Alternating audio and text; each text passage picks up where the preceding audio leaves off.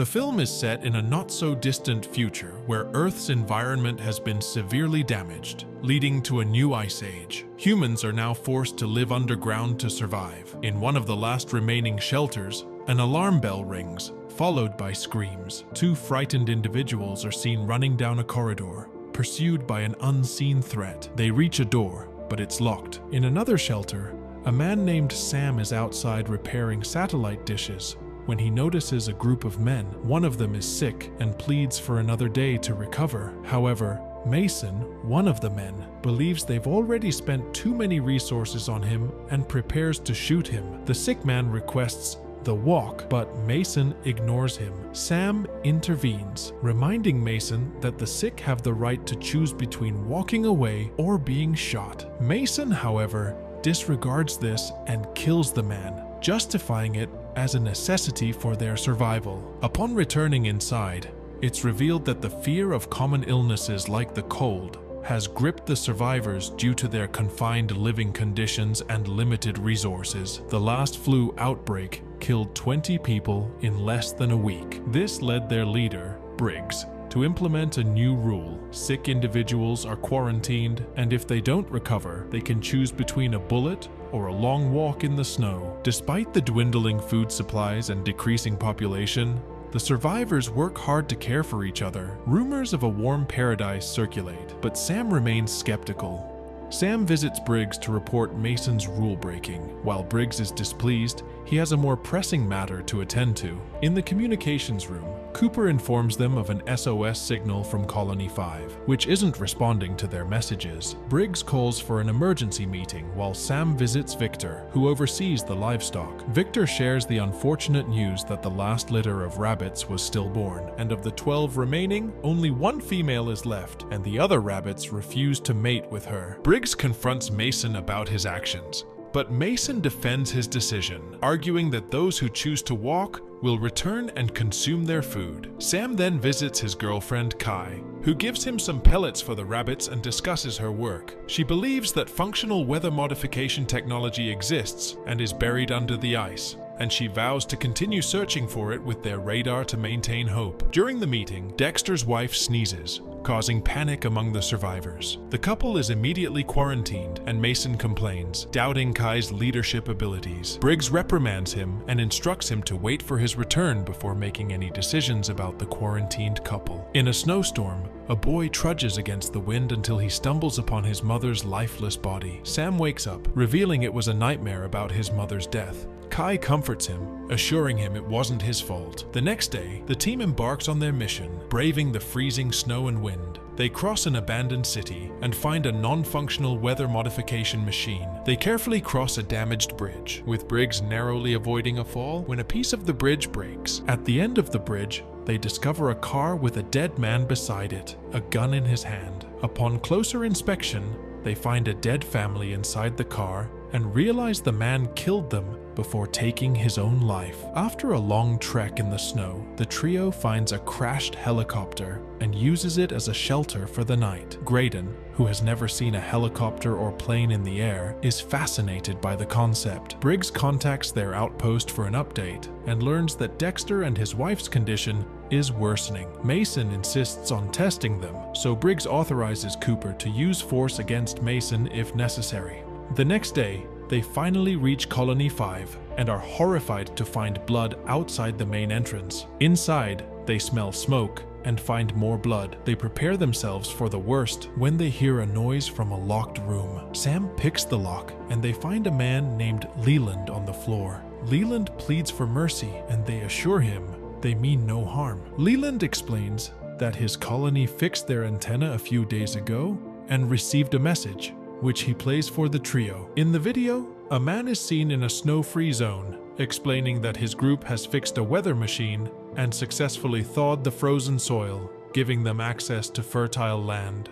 All they need now are seeds. Unfortunately, the transmission gets cut off, and they only hear part of the location. Leland tells them that they tried to find the location based on the transmission and sent a team to find this warm area, but they never found it. Instead, something dangerous found them and followed them back to the colony. Sam asks Leland to mark the location on his map. Then Briggs tells him that they'll take him back with them. However, Leland is too scared to leave the room and reveals he didn't make the noise they heard. The trio gathers all the supplies they can find in the room and tries to contact their colony, but they can't get through. Then they finally leave and try to bring Leland with them, but strange noises can be heard, and Leland gets so scared that he runs back inside and locks the door. The trio continues to move without him, and the deeper inside the outpost they go, the more banging and screaming they hear. Eventually, they see the light from some torches and come closer to find a horrifying sight. Surrounded by the bodies of the colonists,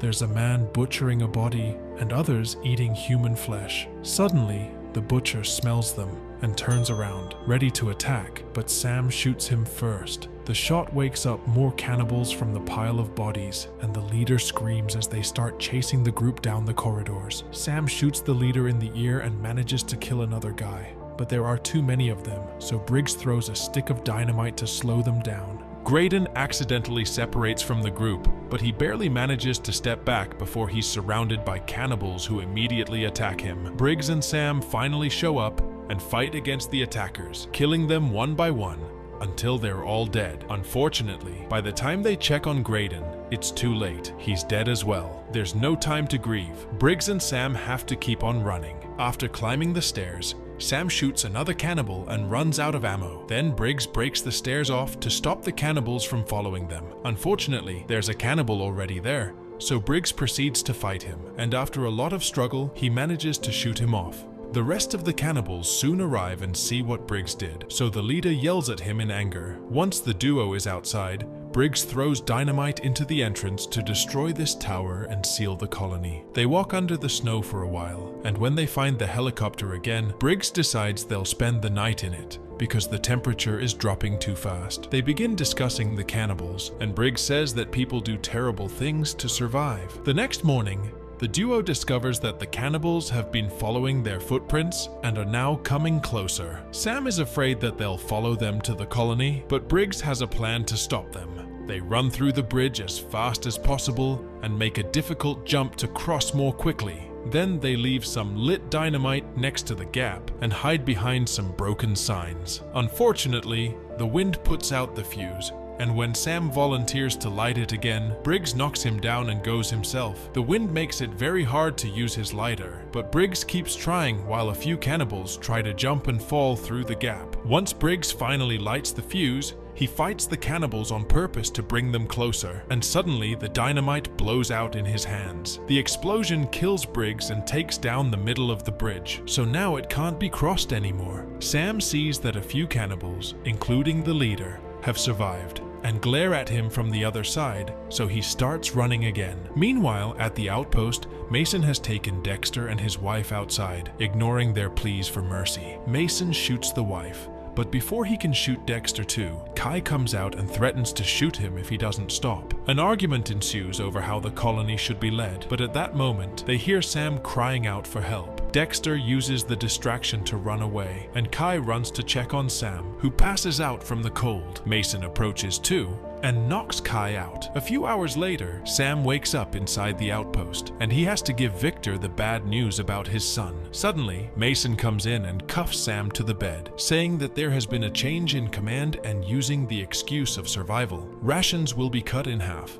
Anyone showing signs of sickness will be tested immediately, and whoever refuses to work won't eat. Sam tells Mason everything that happened and insists they should leave before the cannibals find them, mentioning the warm place he saw in the video. However, Mason doesn't believe him and leaves the room, taking everyone with him. Before leaving, a little boy reveals that he stole the handcuff keys and secretly hands them to Sam. Outside, Mason and Victor keep an eye out for possible invaders but see nothing. Victor points out that Sam isn't the kind to lie, so they should be ready for an attack anyway. They decide to use the security cameras instead, but they're interrupted when another colonist informs them Sam has escaped. Back to Sam, he goes looking for Kai and finds her restrained in another room. After quickly releasing her, He uses her computer to look for the location of the message. At first, he sees nothing, but after looking around, the radar finally picks up a warm area, confirming a thaw exists. The couple takes as many seeds as they can carry in their bags and runs to tell the others, only to be intercepted by Mason and his men, who remind him who is in charge. Suddenly, there's a loud banging noise outside, so the group runs to check the security cameras. To their horror, they see the cannibals hitting the doors to try to bring them down, and the leader holds up Dexter's head as a threat before breaking the camera. Finally believing Sam, Mason quickly gives orders. Everyone that can shoot must be given a weapon, and the rest of the people shall hide in the vault. While Cooper guides all the colonists to the vault and guards the door, the armed group runs to the corridor to wait for the door to come down. For a moment, the lights go out, and when they return, the door opens yet nobody comes in. Now the noises can be heard inside the shelter, and suddenly a cannibal bursts out of the vents right in front of Cooper. He tries to defend himself, but the cannibal knocks him down and runs to the vault, only for the colonist to close it on his face. The armed group realizes too late that the cannibals are in the air ducts,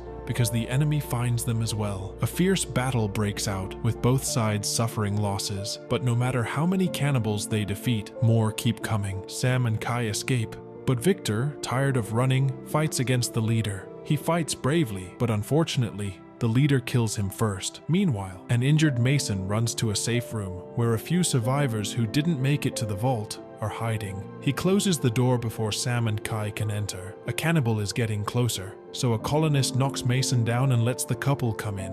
But unfortunately, the cannibal manages to follow them into the room. Kai immediately shoots him down, and they run to lock the door, but it won't hold for long, because the rest of the cannibals arrive and start hitting it. Thinking quickly, Sam opens a vent and tells the group to follow him outside. Mason protests, saying they'll only freeze and that they should hold off the enemy here. The others ignore him and leave through the vent, and Sam pauses to give Mason a gun before leaving too. In just a few seconds, the cannibals break the door down and come after Mason, who shoots a gas tank to create a huge explosion. All the cannibals are killed except for the leader. Soon the leader reaches Sam, and they start fighting inside the vent, which breaks under their struggle and causes them to fall into the livestock room. The fight continues as Sam keeps on throwing anything he can grab at the cannibal, but the guy easily overpowers him. After a few hits, the cannibal throws Sam on the floor and begins dragging him around, which gives Sam the chance to grab a fallen knife